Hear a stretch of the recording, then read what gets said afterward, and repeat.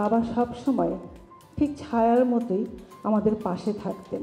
প্রায়ই আমরা বেড়াতে যেতাম বিচের পাড়ে বা কোনো হাইকিংয়ে, প্রচুর ছবি, এবং সেই ছবি তোলার সাথে সাথে আমাকেও তিনি অনেক ছবি তোলা শিখিয়েছেন। সবসময় হঠাৎ থমকে দাঁড়িয়ে বলতেন, দেখো এই যে এই শুকনো পাতাটা মাটিতে পড়ে আছে, দিস ইজ দ্য আর্ট। এই যে এই গাছের একটা ছাল গাছ থেকে উঠে উল্টে আছে, এটার একটা ছবি তোলো, ক্লোজ ছবি, অ্যান্ড এটা দেখো, এটাও একটা আর্ট।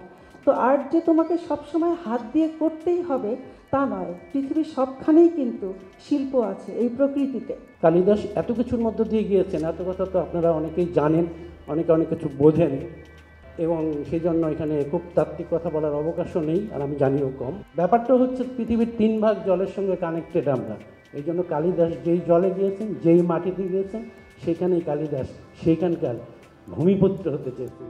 40% বেশি গ্লো, বিশ্বের 1 নম্বর গ্লো ক্রিম, নতুন গ্লো এন্ড লাভলি।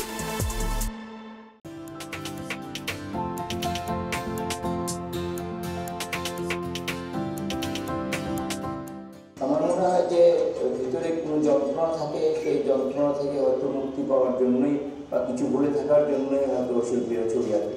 কালিদা একটা পাগল ছিলেন নিশ্চয়ই।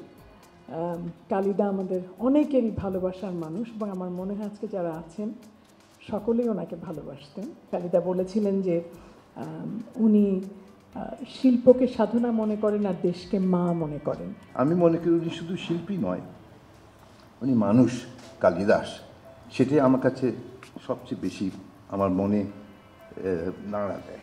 এই বইয়ের মাধ্যমে, ওনার চলচ্চিত্রের মাধ্যমে, ওনার শিল্পের মাধ্যমে আমার মনে উনি সবসময় বেঁচে থাকবেন আমাদের মাঝে। আমার স্ত্রী কালিদাসকে প্রশ্ন করেছিলেন যে এই এত বড় ক্যানভাস, আপনাকে 3 ঘন্টা সময় দেওয়া হয়েছিল একটা পেন্টিং করার জন্য, এটা কি সম্ভব? আপনি এটা কিভাবে করলেন? তো কালিদাস বললেন যে এটা তো আমার জন্য খুবই সহজ একটা কাজ ছিল। সামনে মিউজিক যদি থাকে আমি অনেক কিছু করতে পারি। মানে his evolution of painting was quite remarkable.